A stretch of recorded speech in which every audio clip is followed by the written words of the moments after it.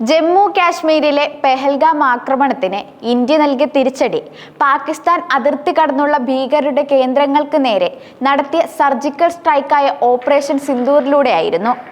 അതേസമയം ഓപ്പറേഷൻ സിന്ദൂറിനെ കുറിച്ചുള്ള വിശദീകരണത്തിനായി വിദേശകാര്യ മന്ത്രാലയവും സൈന്യവും സംയുക്തമായി നടത്തിയ വാർത്താ സമ്മേളനത്തിൽ പങ്കെടുത്തത് 2 വനിതാ ഉദ്യോഗസ്ഥരാണ്.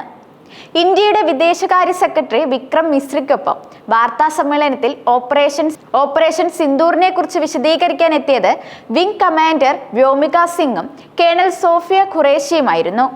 ഇന്ത്യയുടെ ചരിത്രത്തിൽ ഇത് ആദ്യമായാണ് ഇത്തരമൊരു നടപടി എന്നതാണ് ശ്രദ്ധേയമായ കാര്യം.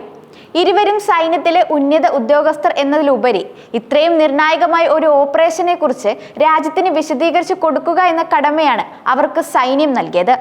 2 വനിതാ ഉദ്യോഗസ്ഥർ സൈന്യത്തിന്റെ പ്രതിനിധികളായി പങ്കെടുത്തതോടെ ഇന്ത്യ പാകിസ്ഥാനും ലോകത്തിന് നൽകിയ സന്ദേശം വളരെ വലുതാണ്.